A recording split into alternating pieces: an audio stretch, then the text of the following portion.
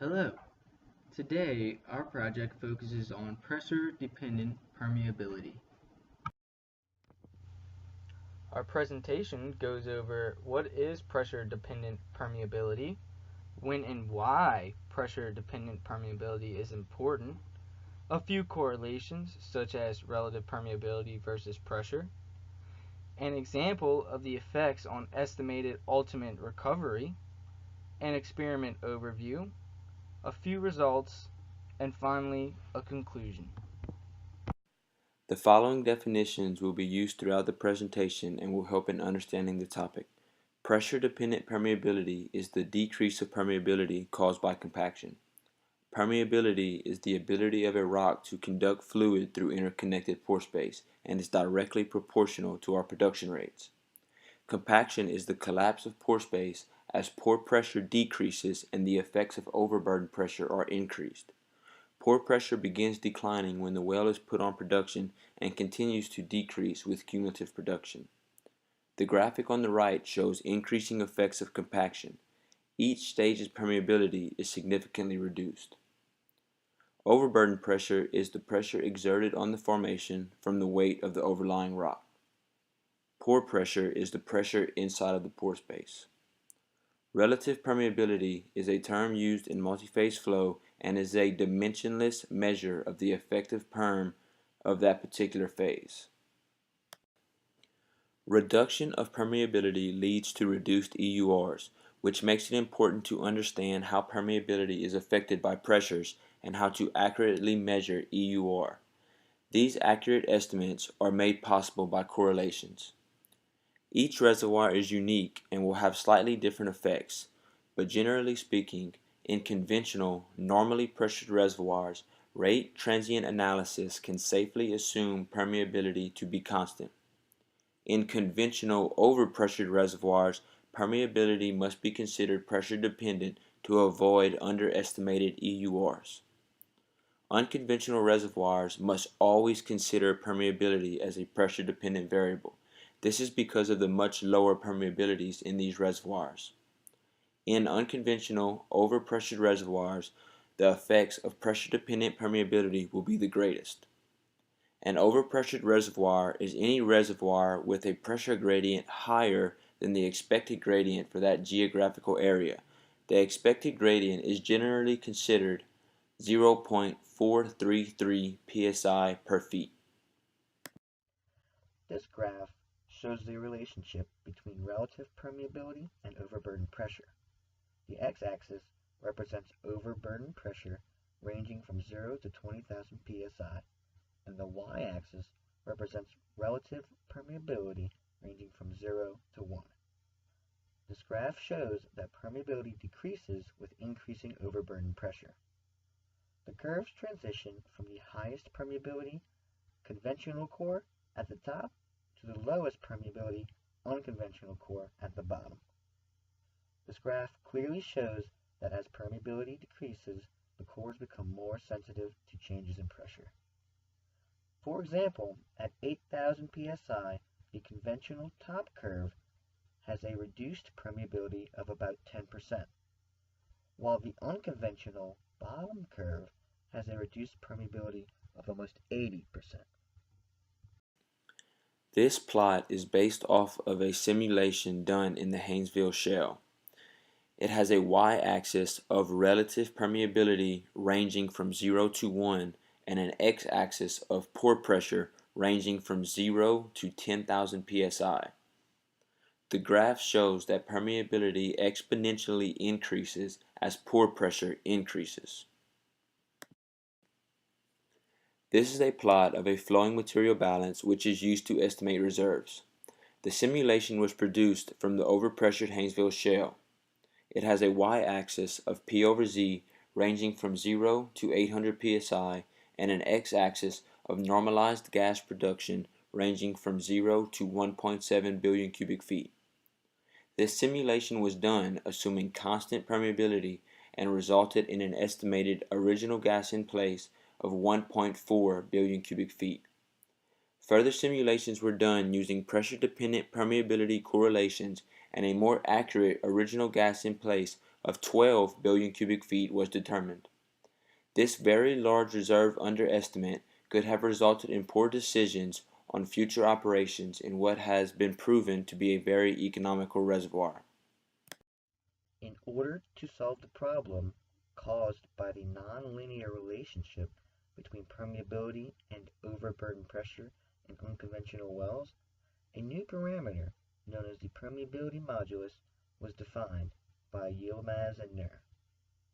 This parameter is similar to the definition of compressibility and measures the dependence of hydraulic permeability on pore pressure and is generally assumed constant. For our purposes, it can be advantageous to assume an exponential relationship between pressure and permeability due to the fact that permeability and density have a similar appearance in the diffusion equation.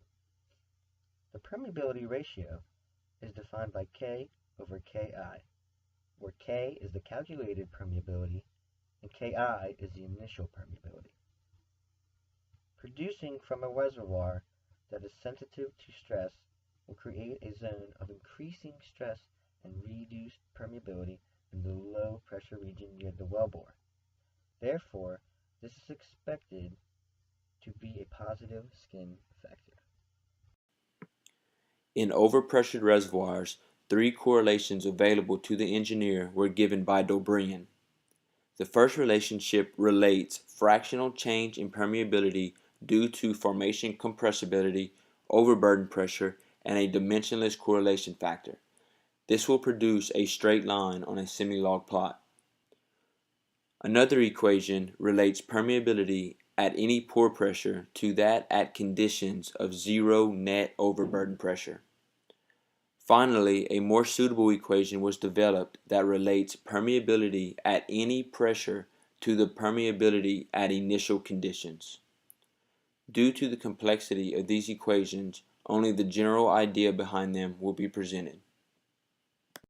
The experiment that we analyzed and focused most of our project on was conducted by a graduate student at Stanford University and was focused on the effect of pore pressure and confining pressure on permeability. Confining pressure and overburden pressure are synonymous. The experiment tested 7 sandstone core samples that were saturated with distilled water. The pore and confining pressures were independently varied, and the effect of these pressures on permeability was recorded. Here the experiment setup is shown. Each core was held between two stainless steel end pieces, with layers of screen wire separating the core and the steel end piece. This setup ensured that the distribution of pore fluid was even across the sample. To conduct the experiment, water was circulated through the core, while either the pore pressure or confining pressure was varied, and the other held constant. Using Darcy's law, the scientists were able to record values of permeability as the pressure changed. The 7 samples all had similar porosities, but had varying clay contents and permeabilities. Before the experiment was run, each core was weighed and then saturated with distilled water. This allowed for effective permeability to be determined. Each sample was pressurized to simulate reservoir conditions with a confining pressure of 40 bars and a pore pressure of 20 bars. These convert to 580 and 290 psi respectively. After the pressure was applied to the core, it was left to sit overnight, allowing the fluids to settle and reach complete saturation. The following morning, a circulating pump was started, and permeability was measured until it was constant with time. This was taken to be the permeability of the core under natural conditions. Confining pressure and pore pressure were then varied while permeability was recorded. Here shows the graph of how permeability varies with changing confining pressures and at a constant pore pressure. The y-axis is graphed as K over K0 to show relative permeability. Each visible line is the linear fit line of the data recorded from each sample. It is clear to see that an increase in confining pressure causes a linear decrease in relative permeability. The graph shown here displays the relationship between permeability and pore pressure. Unlike confining pressure, there is a positive linear relationship between pore pressure and relative permeability. Again, the lines represent the linear fit of the data from each core. The results ultimately show that pore pressure is 7 times more effective at changing permeability than confining pressure. To wrap it up, if pressure-dependent permeability is not accounted for, we will greatly underestimate the estimate ultimate recovery.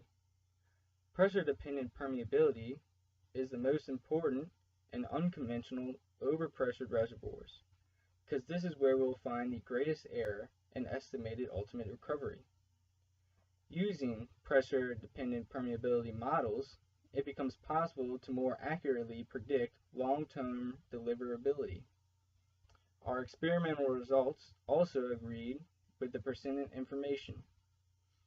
We also were able to make a few correlations between permeability with confining pressure and pore pressure.